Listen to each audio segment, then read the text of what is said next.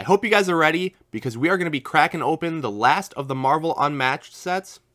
Get ready for Brains and Brawn.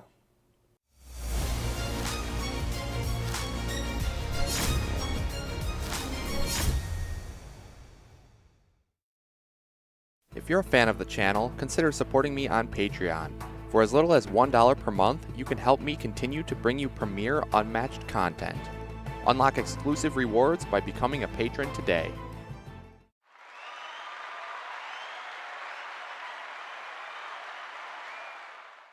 What's up guys, Zero Skater here, and that's right, we are going to be opening up Brains and Brawn on camera today. I will show off all the components and of course show off the decks and give my initial thoughts on all the new characters.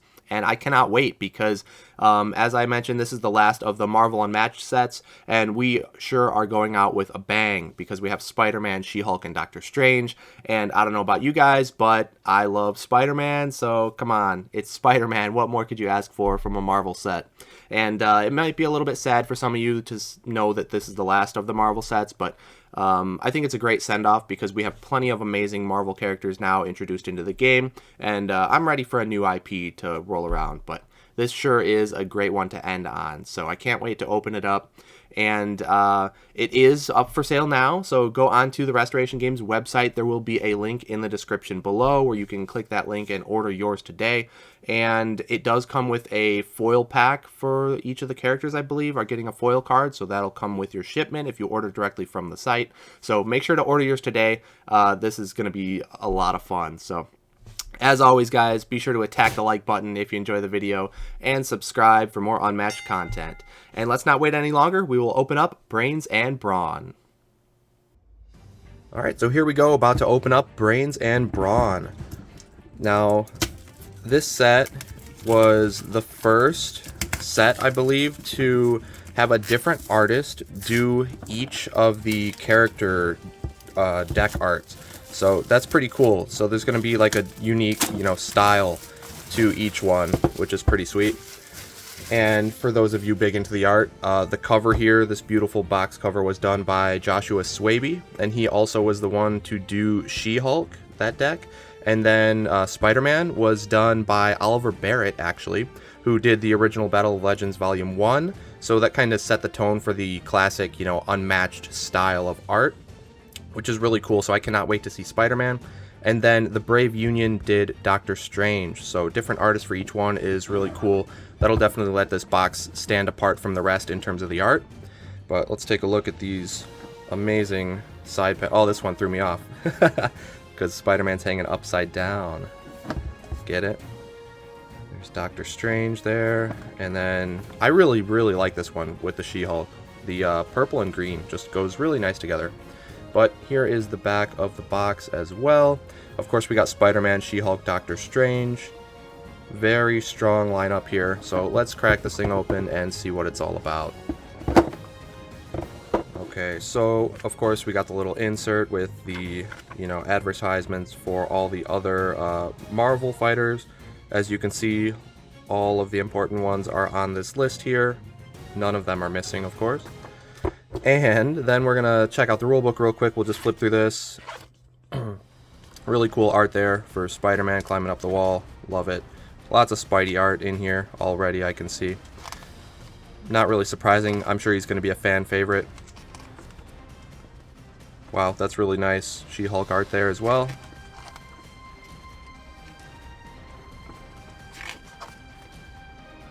Some special rules for the individual fighters here. I'm not sure what they're all about yet, so I'm not really going to dive into that just yet. We'll wait until after I try it out, because every time I get a new set, I do like a blind play. Like I just play it without looking at anything, so when you're drawing cards, it's just always unexpected and crazy. Like every card you draw, it's like, wow, this is insane. So it's just a really exciting way to play. So really nice looking health dials as well. And the items, we'll go over those in just a little bit. Let's take a look at the map here. Looks like this is Sanctum Sanctorum. I believe that's from Doctor Strange. I'm not the biggest know-it-all when it comes to Marvel lore and all that. I don't read all the comics, and I've seen most of the big MCU movies, but not every single one. but it looks like the mansion from Doctor Strange. So really nice looking map, actually. Let's take a look at the other side. We can see the art a little bit better here. And yeah, I was always a big fan of like Baskerville Manor because I just love the idea of fighting in a mansion. I just think that's really cool, and I think the art looks really nice. So Sanctum Sanctorum, there you go. We'll see how this map plays out in practice. But let's take a look at the minis. Of course, we have She-Hulk here. Let's see if I can get the camera to focus in on that real well. Now, these have already been revealed, at least digitally, but it's always a little bit different to see them in person. You can always see the definition in the muscles, you know, which you don't really get digitally. So very nice looking mini there. I love how big it is and holding that massive pillar. Very much reminds me of Bigfoot with the log, which that's probably my favorite mini. So I'm a big fan of the She-Hulk mini as well. And then we have Spider-Man here. A very unique stance. He's leaping up into the air, shooting the web downwards, getting ready to yank himself down into a really powerful punch there with the help of his web. So this is really cool. And then we're going to take a look at Doctor Strange. This is a nice looking one as well. It's an interesting stance. It honestly kind of reminds me a little bit of the Genie. The way this mini is, with kind of like the smoke type stuff, you know, at the bottom, and he's kind of up in the air doing some kind of magical pose in a sense. So really cool, very nice looking minis there. Got the rivets for the health dials. And let's take a look at these decks, at least the card backs for now, and then I will go play it and we will come back and take a look at each card individually. So I am not reading any of this stuff just yet, but here is the wonderful card back for the She-Hulk. Again, I love the green and the purple. I think it just looks really nice. So that's a really good looking card back. For Spider-Man, it's looks a little bit basic, but nothing wrong with basic necessarily. But if you look closely, you can see the reflection of the city in his eyes, which I think is a really nice touch. So very cool. And then Doctor Strange, we also do have his sidekick. I guess this is Wong. So he is the only one with a sidekick in this box, which is kind of interesting. And his card back is definitely the most colorful and vibrant of the card backs in this box, and honestly one of the most colorful and vibrant card backs I think to date in all of Unmatched. So if you're a fan of that art style, it very much reminds me of like the Buffy Sunnydale map art. So if you're a fan of that, you know, vibrant colors, you'll probably really like this card back. So very cool stuff. I cannot wait to actually jump into this and find out what it's all about in gameplay. So I'm going to go test it out, and I will be back. We'll go over the decks and the map and the items in just a little bit, so don't go anywhere. I will be right back. Okay, so I just got done playing my first game, and these are some really cool fighters. So let's start off with She-Hulk here and take a look at her deck. So She-Hulk is a 20 health melee fighter. She is solo, so no sidekick, but move 2, that's not great movement stats, but with 20 health, that's pretty beefy. Only second to the T-Rex at 27. So the ability is just throw something. At the start of your turn, you may discard a card to deal damage equal to its boost value to a fighter in your zone.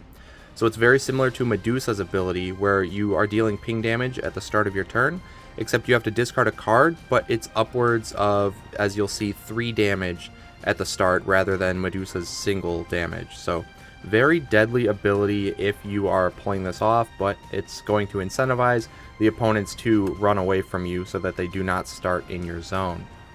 But let's take a look at her deck. So first card here, we see Omega level threat.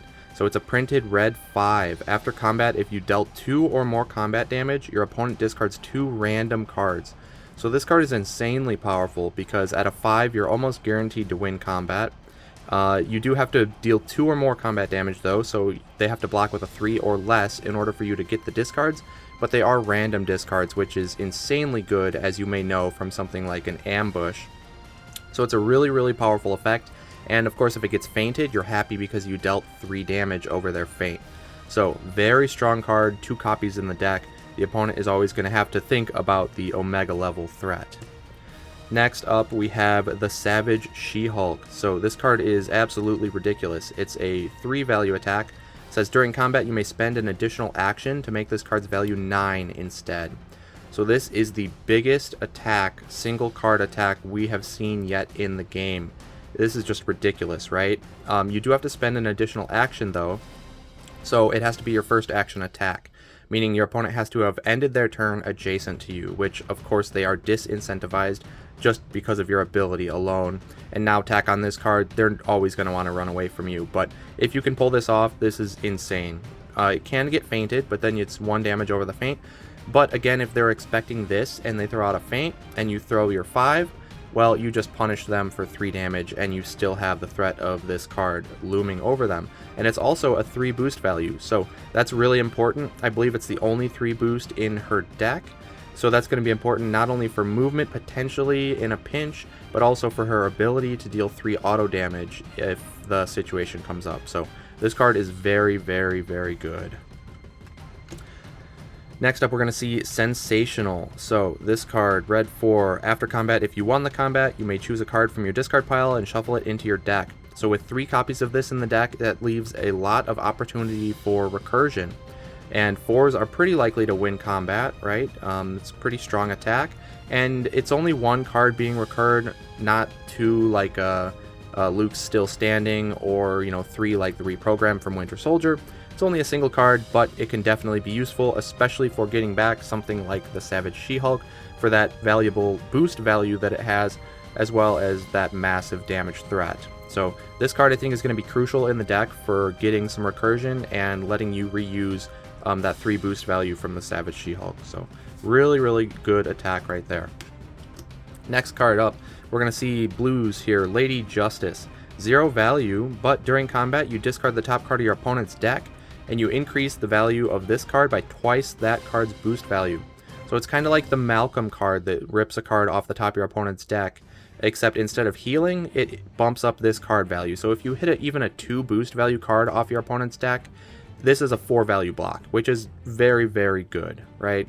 A 4 value block that also makes your opponent lose a card off the top of their deck is insane.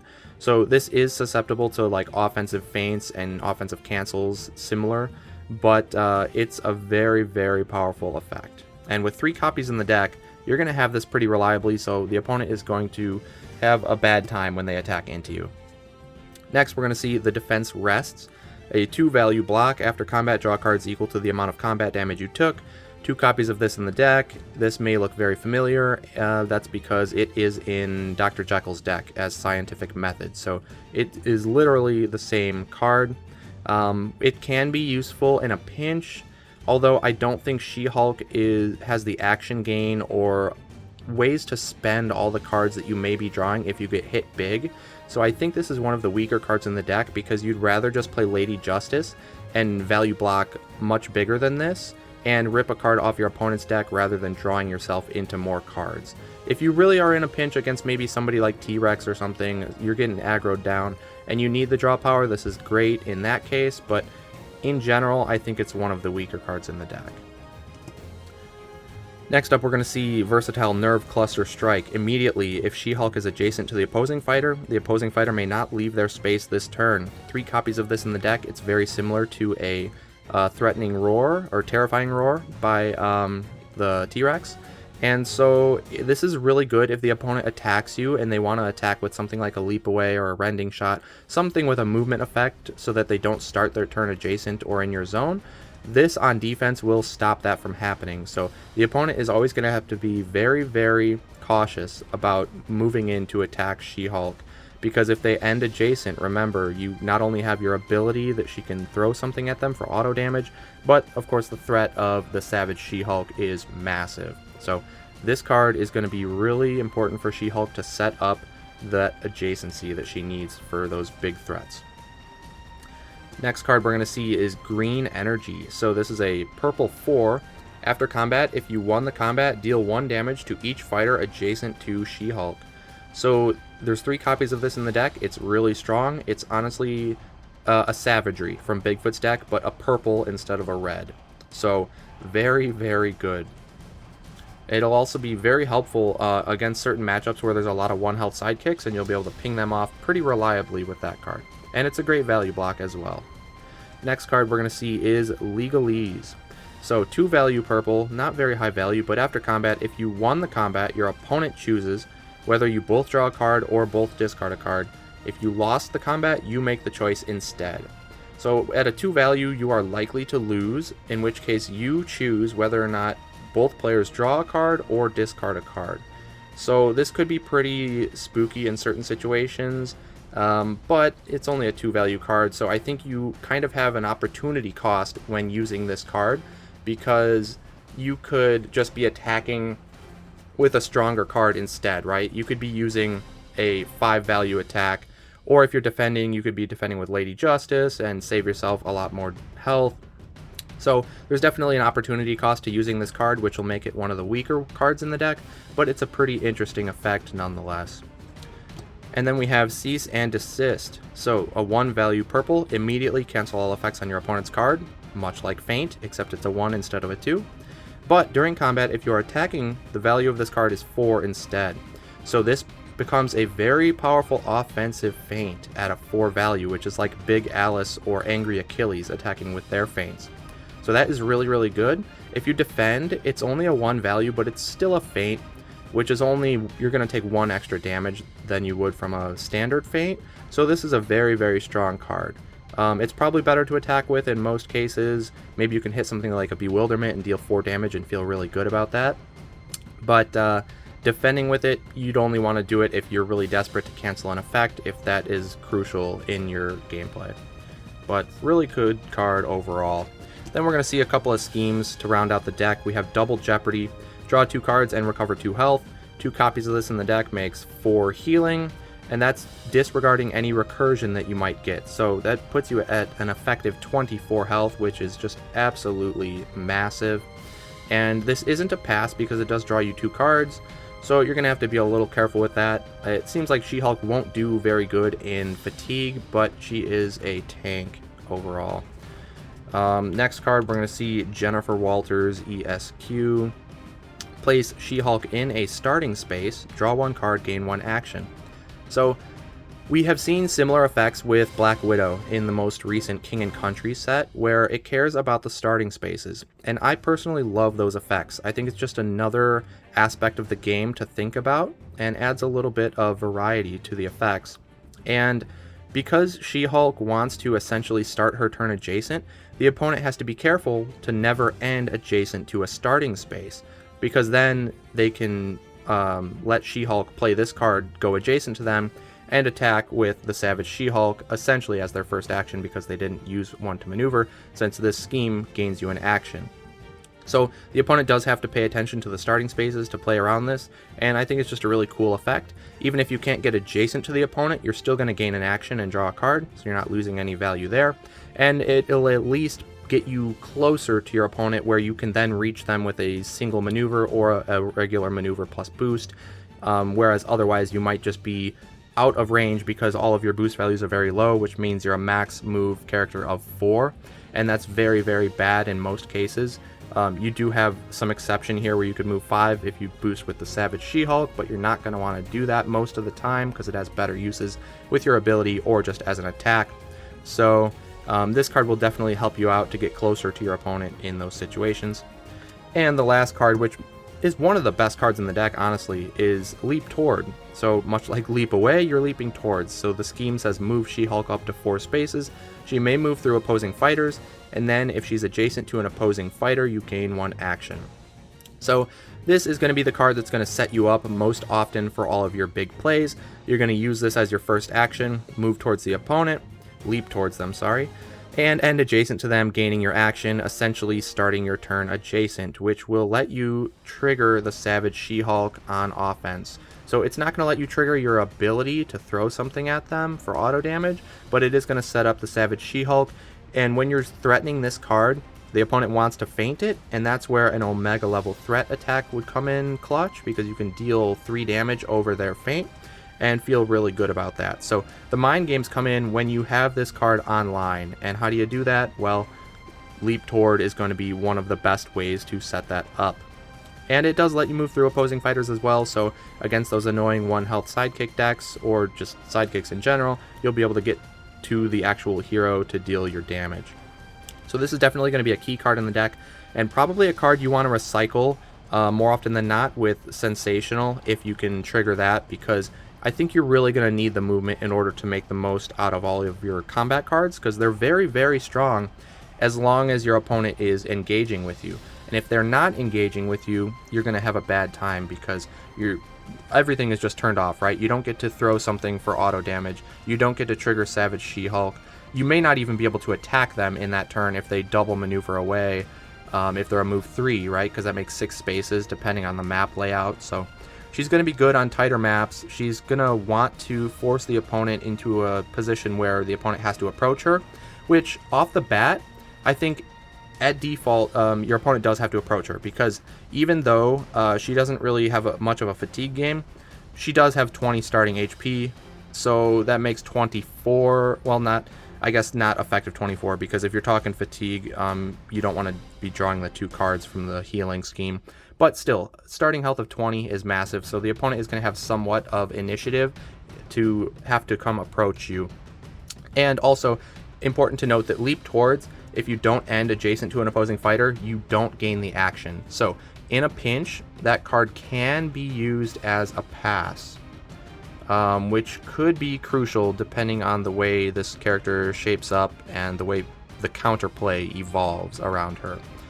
You could, for example, Leap Towards and not end adjacent, that's a pass. You could also Leap Towards and hit with a Sensational, which could win the combat, and then shuffle back your Leap Towards, which not only is that adding a card to your deck, but it's adding a potential pass later in the game if you decide to use it that way. So I think that could be really important.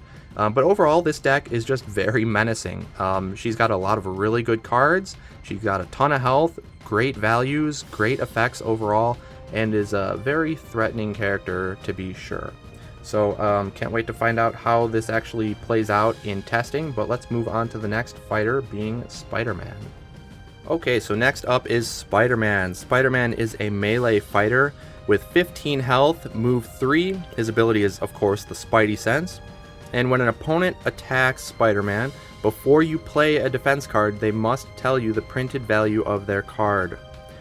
So, wow, what a crazy ability, right? You don't get to see exactly what they're playing, but against certain fighters, you can get full knowledge, right? So there's no baiting against Spider-Man. Against Wukong, for example, if they play a Jingu Bang or an Ox form, it's either a 0 or a 7. You know exactly what that is coming at you when they attack with it, so he can't trick you, which is incredibly good for Spider-Man. Against somebody like Dracula, who throws the Beast form, you know when the Beast form is coming down, and you can choose your defense card accordingly. Against standard fighters, right? People like to bait with regroups, which is a 1 value attack, and oftentimes the 1 value regroup is the only 1 value in the deck. So if they attack with a regroup, you know when it's the regroup. So there's really no baiting against Spider-Man. He's going to be very good at calling out the opponent's attacks and playing the perfect defense card to fit the situation. So that is a really, really potentially powerful ability. Although if they're attacking with a 3 or a 4, a lot of times that could be many different things, and then in that case, you still are going to be left guessing, so it's not that powerful in that case. But against certain fighters, certain situations, this is going to help you out a ton, and in others, it's just going to seem a little bit mediocre. But I'm really interested to play Spider-Man more and find those matchups and find the certain cards that I'm really looking to figure out with the Spidey Sense. I think that'll be really cool. But let's take a look at his deck. So, first card, one of the best cards in the deck off the bat, we have a printed 6, called Swinging Kick. After combat, move the opposing fighter a number of spaces up to the amount of combat damage dealt. There are 3 copies of this in the deck, so it's like a Bigfoot log with text, so even better. And moving the opposing fighter, you're almost always going to get to do that because it's a 6, and so you almost always deal damage. If you're not moving them, they probably played something like a feint and took 4 damage, which you are happy with. More than happy. So the only thing that's really going to full negate this are things like Impossible to See from Invisible Man or Bewilderment. In that case, you won't get to move them because you didn't deal any damage, and that feels really bad. And you have no knowledge of what they are defending with, only what they're attacking with. So there are ways to play around this card, but in general, this is an incredibly strong card. And with 3 copies in the deck, you can't be upset about that. Unless, of course, you're the opponent, maybe. Next up, we're going to see Disarming Shot. Now, I love this because we've seen this from Robin Hood's deck. It's got very similar art, which I just think is so cool. It's very iconic, and I love the web in the art there. But it's a 4 value attack, 3 boost value. After combat, draw a number of cards equal to the amount of combat damage dealt to the opposing fighter. So very similar to the previous card. It depends on the number of combat damage you dealt, but you get to draw cards with this one. So if they take it undefended, you draw 4 cards, which is an insane amount of draw power. But you got to be careful because sometimes this can backfire and draw you more cards than you actually wanted to draw. So it's a really cool card overall. 3 boost value is also good. Lets Spidey move 6 spaces, which is very, very far. And 2 copies in the deck. Pretty cool card. Next up, we will see Thwip. Now, this card is just a 4 value attack. After combat, if you won the combat, place Spider-Man in any space in his zone. So this is essentially a bad version of Disengage, because Disengage is this card, but non-conditional. This one requires you to win combat in order to move away. So it's a little worse than a Disengage, but Disengage is a good card overall. This card is pretty good. I mean, at a 4 value attack, if they feint it, you still deal the 2. And otherwise, they have to value block this, which means your 6s are likely to deal more damage. So overall, it's not a bad card. It's not great. It's fine. Next up, we're going to see Counterattack. Now, this card is really cool because it's a blue 3 that says after combat, if the value of your opponent's card is 4 or higher, deal 2 damage to the opposing fighter. 3 copies of this in the deck is really good, right? That makes up to 6 auto damage from this card on defense. And remember, with your ability, you get to know if they're playing a card that is a 4 value or higher. And so you defend with this when you know that's coming, so that you guarantee that damage. Now, it's also the opponent's card value, not the printed card value. So even in cases where you defend with this against like a 3 that is, let's say, a second shot from Medusa, if she boosts it up, well, this cares about the final value. So the boosted value, not just the printed. So this can trigger even against things that are printed 3s or less, just depending on what the final card value ends up being. So very, very good card here with the counterattack. Next up, we're going to see another really cool card called Web Shooters. So a blue 3 yet again. During combat, Spider-Man cannot take more than 2 combat damage this combat. There are 3 copies of this in the deck. Really, really strong card in certain situations. So going back to that, you can't trick Spider-Man idea with the Ox form. Well, you could defend with a Web Shooter and choose not even to boost it and still only take 2 damage instead of 4. Or if Dracula's attacking with the Beast form, you throw this out. Regardless of what Drac does with discarding, he can't deal more than 2 damage, so you can essentially nullify the Beast form with this card. Same thing with a Bigfoot Log if they're throwing out a 6. This is just good in a lot of situations, especially against high printed values. You're still going to take 2 damage, which is not minimal, right? But it's a lot better than the bombs that those other cards can turn into otherwise. So really cool card and plays around his ability really well. Next up, we will see Spider Sense Tingling. So after combat, if the value of your opponent's card is 4 or higher, draw 2 cards. So again, you can use your ability of your Spidey Sense, and if they're playing a 4 value or higher, ideally just a 4, because you're going to be taking damage if you defend with this, but you can guarantee the card draw, which can be really good in the right circumstance. So with 3 copies, it's pretty reliable card draw, although it's only a 2 value, and if you're attacking with this, which is ideal, you want to bait kind of like a regroup would and get the draw off of it so that you're not trading health for card draw. You don't know whether or not they're going to defend 4 or higher, right? So That's a little bit unfortunate, but overall, it's a fine card, it's good card draw, and it's another cool way to play around your ability. So next up, we're going to see Wall Crawler. 3 value versatile. After combat, place Spider-Man in any space in his zone. So this is again the actual disengage effect where it's non-conditional, but it's only a 3 value instead of a 4, but you can use this on defense, which is pretty cool, so it can help break combos and the like. So decent card overall.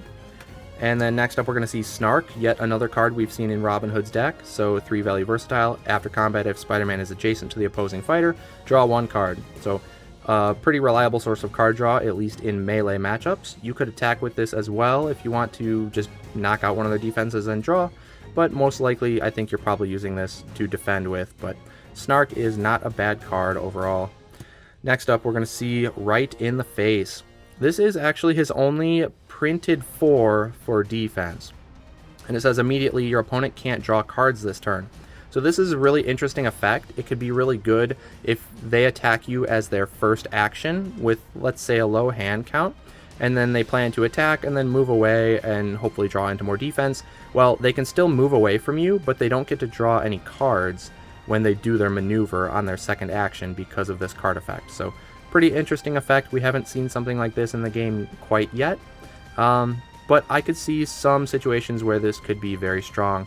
And with a purple 4, you can't go wrong with that in general. So a little sad that there's only 2 copies. It would have been nice to have 3.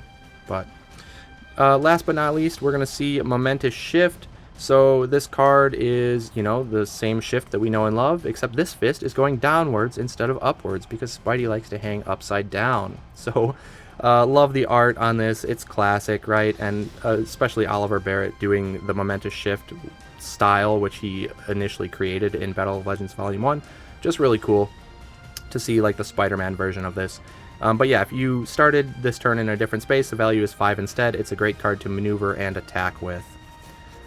And we do have a couple of schemes to round out the deck. So the first one is called With Great Power. Now, it's a 3 boost value, which could be useful. And it says all of Spider-Man's attacks this turn are +1 value. You also draw 1 card and gain 1 action. So it's kind of like the Nunchaku from Bruce Lee's deck, except you get to draw in addition to getting the attack buff, which can be potentially good or bad depending on the game state and how close you are in fatigue. But if you're trying to be aggressive, this is a great card. The only problem is Spider-Man doesn't have any action gain to really take advantage of this. So max, you're only ever going to get +2 damage with this card effect if you get a double attack turn onto your opponent and each of those attacks gets 1 extra damage. It's like 2 auto damage due to this card effect, so it's not like great. It could be a lot better, you know, in something like Bruce Lee where you have action gain where you can attack more than twice in a turn potentially. But it's good if they play a feint, of course, and you still get the extra damage over the feint, and that's pretty good. But overall, this card is just okay. But again, 3 boost value could be useful. And the last card in the deck, the Friendly Neighborhood Spider-Man. This card's actually incredible. It's a scheme with 3 boost value yet again, and it says recover 3 health and place Spider-Man in any space in his zone. So it's healing plus movement. It's like a Looking Glass effect from Alice. It's a pass, right? Because you're not drawing cards or gaining action, so it's an incredibly good pass. Though I don't think Spider-Man is very good in fatigue overall because this is his only pass, and he's melee and a solo fighter, so he's gonna have to, you know, engage and approach the opponent in order to get his damage in order to win the game, so he's not going to be very good at fatigue in general, but this being a pass could help in certain situations. So again, recover 3 and warp to any spot in your zone, really, really good. Very similar to the Looking Glass. Overall, Spider-Man's deck, it appears a bit weak, not gonna lie, right? Like, he does have his printed 6s, which are very, very good, but otherwise, he doesn't have great value blocks, and he doesn't have a ton of strong attacks, and nothing that really stands out that much in terms of card effects. But you have to take all that with a grain of salt, right? Because this is in a deck where you get to get extra knowledge on every attack your opponent throws at you. And the combat, of course, in Unmatched is like the big thing, right? That's like the core of the game. is playing these cards and you don't know what your opponent is playing and trying to make the right calls, and there's bluffing and all that stuff. But Spider-Man gets to have a leg up in that, right, because of his Spidey sense. So if the opponent is constantly making Spider-Man approach, which they will likely do, and you just keep attacking and they don't attack you back that often, you're not going to get too much value, right, because you don't have the best offensive package, and your ability doesn't get to do anything for you when you're attacking, only when you get attacked. So that'll be kind of frustrating. Similar weakness to She-Hulk, honestly. But if you can force the initiative onto your opponent where they have to approach you and attack you and you get to run away from them, you're in an amazing spot because you get to call out their attacks. There's no bluffing when they attack you, and you have some really good healing schemes as well, which puts you up to an effective 21 health, which is quite good. So he's a very honest fighter in a way. He does get that little advantage because of his Spidey sense, but in general his deck is a very honest deck, nothing too crazy, so it's hard to tell how good he's really going to be until you play the matchups and you find those little interactions where, you know, your ability becomes super value, like against the Beast forms or the regroups or the Ox forms or what have you. So I can't wait to try out all kinds of different matchups and find out what those key cards you're trying to call out are going to be. But he's a great deck for any beginner getting into the game. Of course, I'm sure they wanted to make it like that on purpose because it's Spider-Man and everybody loves Spider-Man, so I imagine this is going to be a big draw to get newer players into the game. So I think they did a really good job overall, and I do love the art on all the Spider-Man cards. They're very, very cool. It looks like classic Spider-Man, you know, in a classic Oliver Barrett style. So big fan of this deck overall, and I can't wait to play him more. Well, let's check out the last character in this box, being Doctor Strange. Alright, so next up, last but not least, is Doctor Strange, and he's definitely the trickiest of the new fighters to figure out. So he is ranged with 14 health. He has Wong as his ranged sidekick with 6 health. They are both move 2, but his special ability, the Dark Pact, says after each combat, if Doctor Strange played a card, you may deal 1 damage to him, and if you do, you put that card on the bottom of your deck and draw 1 card. So, again, what is this doing exactly? Well, if you attack or defend with Doctor Strange, you can take the card that you used in that combat and put it back to the bottom of your deck, which is essentially increasing your deck size, but then you deal a damage to yourself and you draw 1 card. So your deck size ultimately isn't changing, but you do get to recycle certain cards that you're using in combat, and it's optional every time. So you only recycle the cards that you really need or want. And you are taking self-damage, but as we'll see as we get into the deck, there is a good amount of healing in this deck. So it's got a lot of potential to be really crazy. And with Doctor Strange, he's the only one who can use it. Wong cannot use this ability. But as long as the interactions are between Strange and the opponent, you could essentially keep your hand count at 7 the entire game. Because if you recycle every card you use on both offense and defense, you're never going to go down in the hand count. You're only going to start losing health by doing that ability. So there's a lot of decisions to be made throughout the entire game with this ability. I think it's going to be, you know, make or break. You're either going to do really well with this character because of how you're using the ability, or you're just going to end up damaging yourself too much and recycling the wrong things, and you're going to essentially get punished for it. But Dark Pact is a crazy ability, and it's going to make Doctor Strange a really interesting character. So let's get into the deck. First card being Bolts of Balthak. During combat, you may blind boost this card. It's a 2-value attack, and after combat, if you won the combat, you gain an action. So, important things to note, it's a 3 boost value, very good for a move 2 fighter. There's 4 copies in the deck, so you can utilize this card a lot of times. You will see it very often, and again, you can recycle it back into your deck with your ability. Blind boosting, you're whittling your deck count away, so that is a little bit scary, right? But after combat, if you won, you get to gain an action, and you decide whether or not you want to blind boost during combat after you see the opponent's defense card. So if you think you can win the combat, go ahead and blind boost, and then you can gain an action with this and maybe attack with another one. So with 4 copies in the deck, if you could string 4 of these together in one turn, that could be some massive combo potential. So really, really crazy card here. Next up, we are going to see the Rings of Ragador. So 4 value attack. After combat, if you won the combat, your fighter and each friendly fighter adjacent to them recovered health equal to the damage dealt. So very similar to that disarming shot from Spider-Man's deck. This card is going to heal for the amount of damage you deal. So if you land this undefended, you're going to heal 4, and so is each friendly fighter adjacent to you, also going to heal 4. So in a 1v1, that's just Wong, but this isn't any, so Wong can attack with this and heal both himself and Doctor Strange with the after combat, which is just ridiculous, right? In a 2v2, though, you can also heal your teammates. So this is just a really interesting card and potentially very, very powerful in all different formats of Unmatched. And remember, you can recycle this, right? You could attack with it, deal damage, and then take 1 damage, so you negate 1 of the points of healing, but you get to put this back on the bottom of your deck for more potential healing later on in the game. So really crazy card. And the next up, we're going to see the Winds of Watum, another 4 value red, but after combat, your opponent places Doctor Strange in a starting space, and then you place the opposing fighter in another starting space, and then all players shuffle their decks. So there's a lot to digest here with this one as well.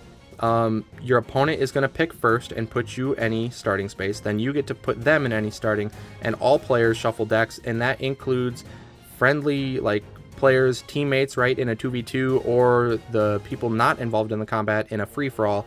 Everybody is going to shuffle their decks, so this in a way almost resets the game, right? It doesn't reset the discard piles and all that, but it's a really cool effect. Some of the good things about shuffling, your ability puts it at the very bottom of your deck, so you're not likely to see it until very late in the game. But of course, with the wins, then you shuffle the deck and you may see that card that you recycled sooner than you expected. So that is a really valuable effect in this deck especially.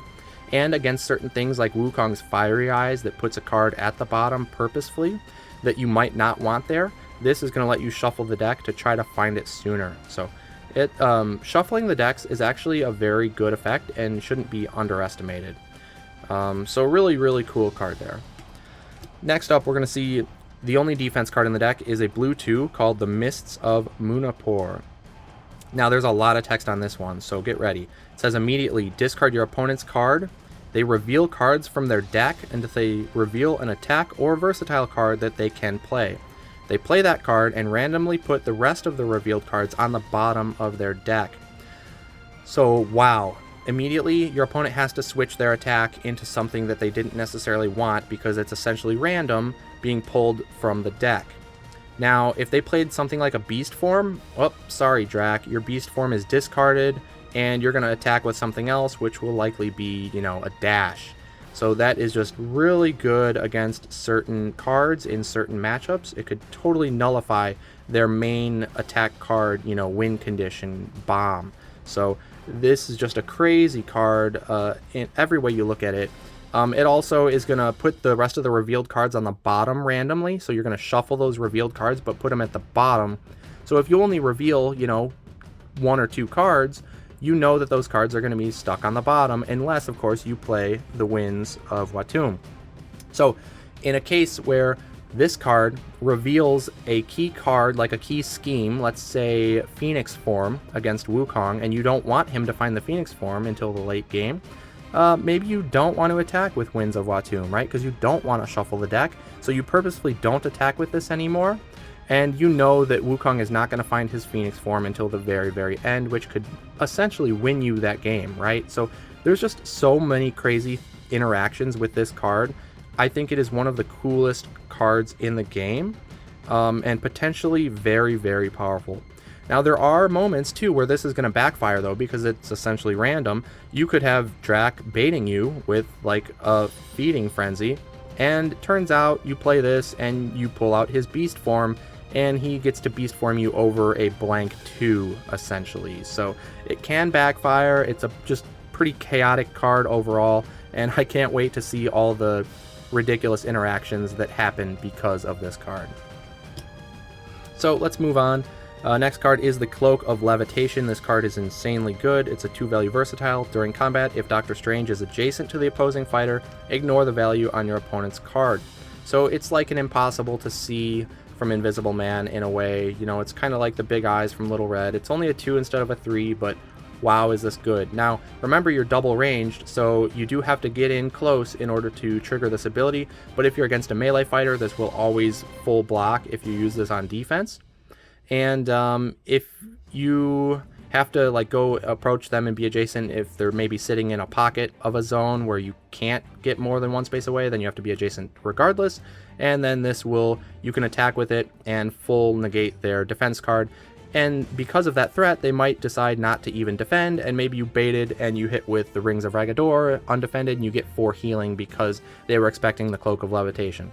Right, so this card is just crazy overall. It's really, really good in a lot of scenarios, and 2 copies in the deck that can be recycled, mind you, with your ability. This is a really, really strong card. So, next up, we're going to see another insane card, the 7 Sons of Cinnabis. So, let's read the during combat effect first. You may blind boost this card up to 2 times. Now, if the value of this card is above 7, ignore its value. So that's just an ongoing condition that says if this gets above 7, its value is ignored. So it's kind of like a gamble. You could blind boost this up to 2. You could hit 2 2s right off of your deck and make this into a 7-value attack. But you have to decide up front how many times you want to blind boost it. So if you say, I'm going to blind boost it twice, and you hit a 3 boost value and a 2 boost value, that puts this up to an 8, in which case it is fully ignored, and you lost 2 cards off the top of your deck for a 0-value attack, which feels really, really bad. But I think you're kind of likely to hit 7 or less, because you have the 3 boosts here, but you have a few 1 boosts that kind of average that out. And I think the average is probably about a 2, so if you add 2 and 2, that bumps us to 7. It has to go above 7 to get ignored. So this is a potentially really, really strong card. And even on defense, it's very, very safe to just blind boost it once, because it says up to 2 times.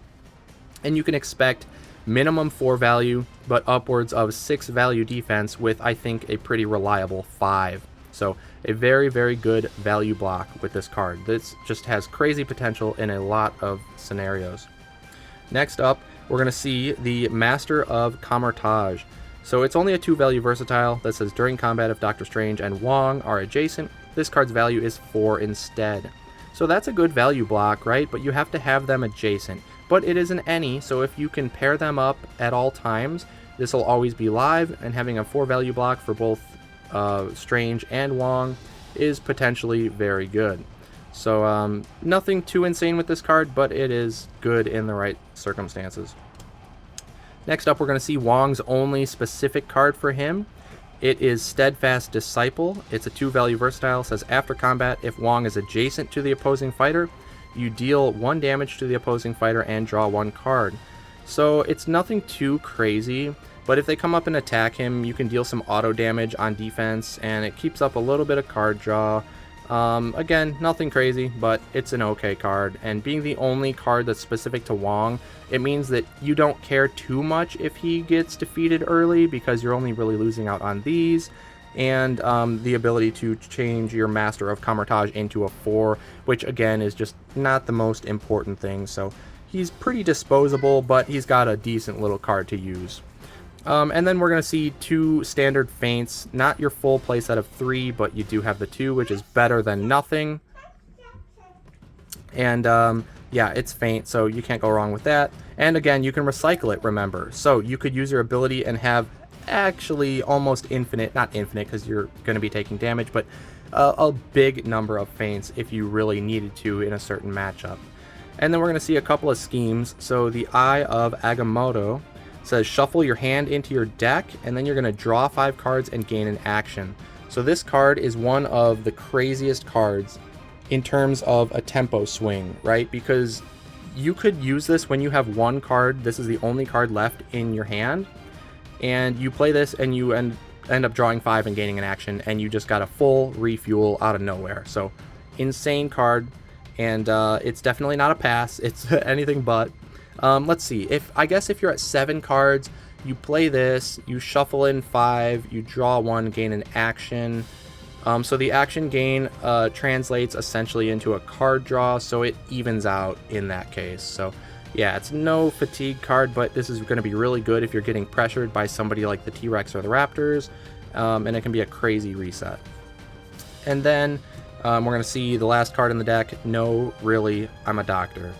So this card says reveal a card from your hand, put it on top of your deck, and Doctor Strange or a friendly fighter adjacent to him recovers health equal to that card's boost value.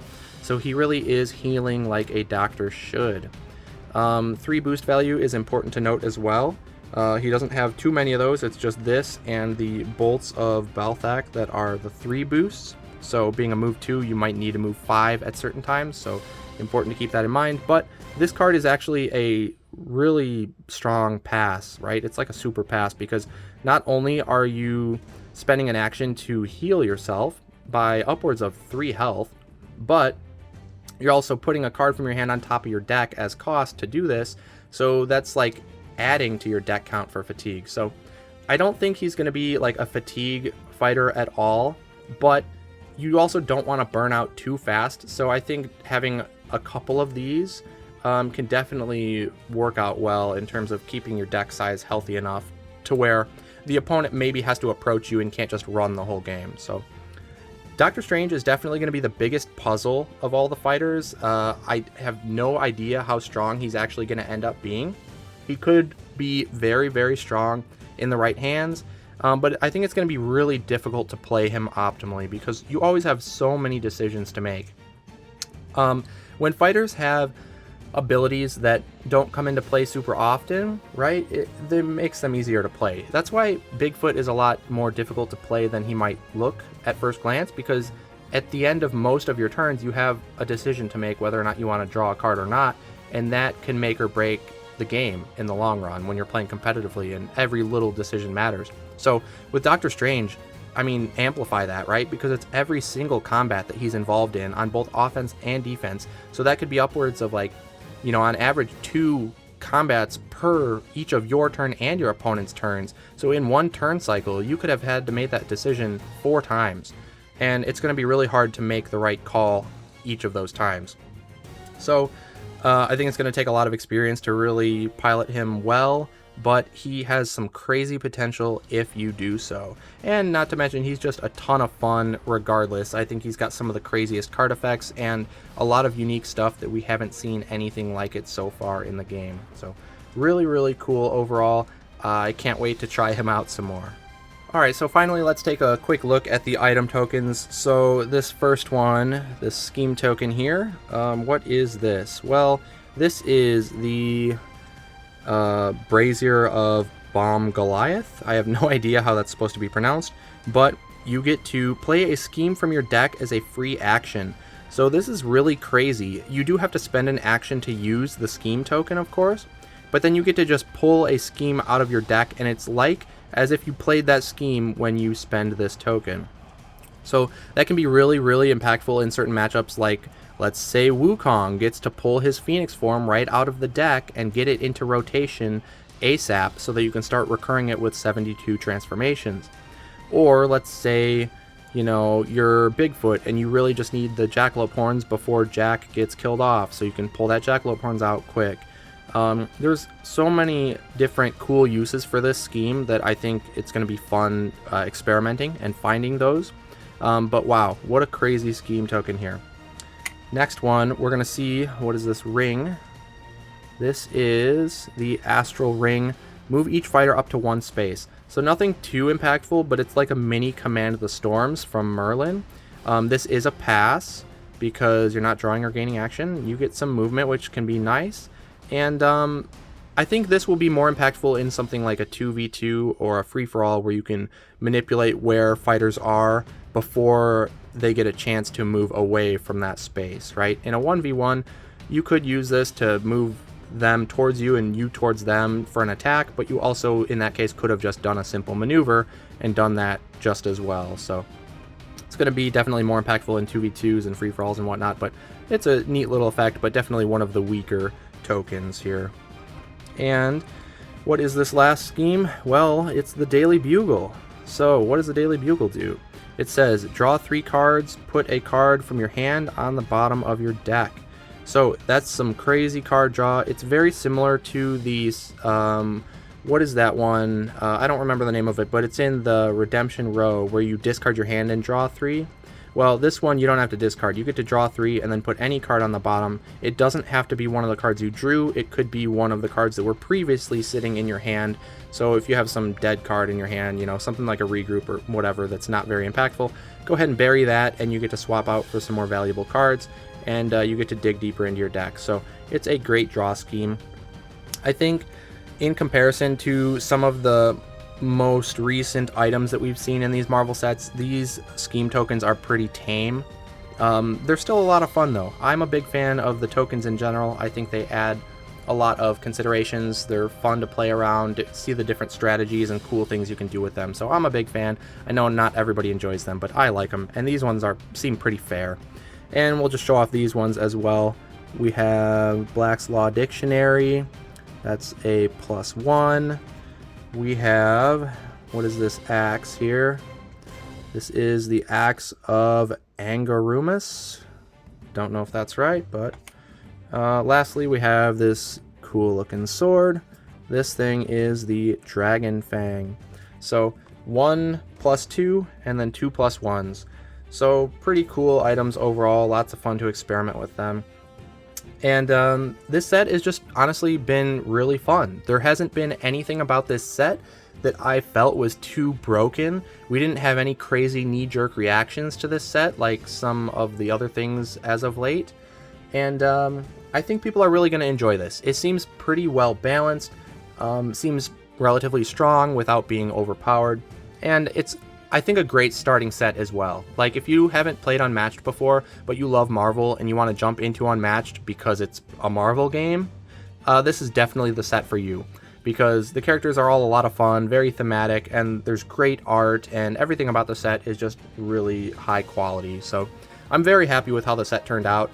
And in my initial play, I mean, we had a blast. We did a 3-player free-for-all just in box, and I was Spider-Man, and my girlfriend was She-Hulk, and then our roommate was Doctor Strange.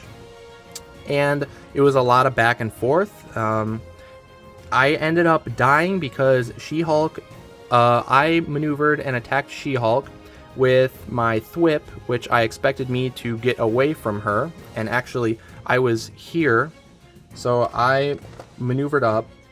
I can do a little replay. So she was here, I maneuvered up to here, and I attacked with thwip, expecting to win the combat and jumping away into the solo blue, or maybe blue-purple, but out of her zone, right?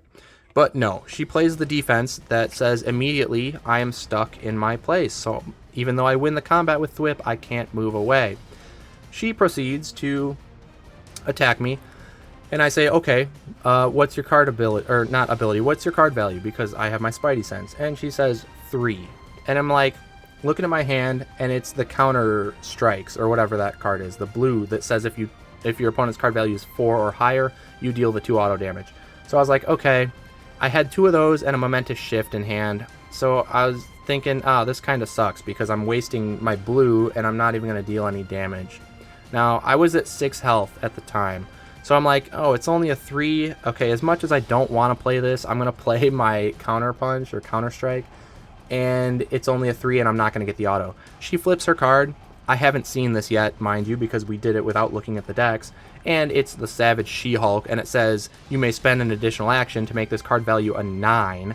And I was like, oh my gosh, I did not even know that existed, and I died from 6 health, exact lethal with a 9 over my 3. So it was just absolutely ridiculous. It was a great highlight moment in our play. It was just super, super cool. And I mean, that was like near the end of the decks. Like, we were getting really close to decking out, because we had kept pretty even throughout the game, and so I didn't even see that card yet. I didn't know it existed. I thought we had seen most of the cards by that point, and I was like, okay, fine, I'll just waste my auto damage and just block for 3 just because I'm at 6, and I ended up dying. So that was just a lot of fun. And then Doctor Strange ended up decking himself out, but he got the win just barely. As soon as he maneuvered to take fatigue damage, he was able to finish off She-Hulk. So very, very fun set, and I would highly recommend it. If you are an Unmatched fan, of course you're almost obligated to get the set, right? Because who doesn't want more Unmatched? And if you're a Marvel fan, it's just a great game right here. So highly, highly recommend this set. It was a ton of fun. All right, that's going to do it for the big reveal of Brains and Brawn. So I hope you all are excited because it's an awesome set. I cannot wait to play more myself, and I'm sure you guys can't wait either. So go on to the Restoration Games website right now. The link is in the description below, and order yours today. You can also get your free pack of promo foil cards along with your order. So make sure you guys get on that. And you know, if you like to support your local game store and you want to wait, July 12th is the street date, so you can wait just a little under a month and you can support your local game store, which is always good as well. And it won't be a problem for you guys to wait, right? I know you're patient. That'll be fine, you know? But if you can't wait, as many I'm sure cannot, check them out on my Twitch channel because I will be streaming games with the new fighters involved. So twitch.tv/ZeroSkater12. I would love to see you in the chat. It's always a great time hanging out. And you can see the new fighters live in action on my channel there. And that's about it for this one, guys. So be sure to give it a thumbs up if you enjoyed. Subscribe to the channel if you're not already. And please consider supporting me on Patreon as well, as you can get some cool little perks like being able to vote for the matchup of the month and other cool things at different tier levels. So that's about it. But I appreciate the support from everybody and hope to see you all soon. So thank you all for watching. I'm ZeroSkater12, and I'll see you next time.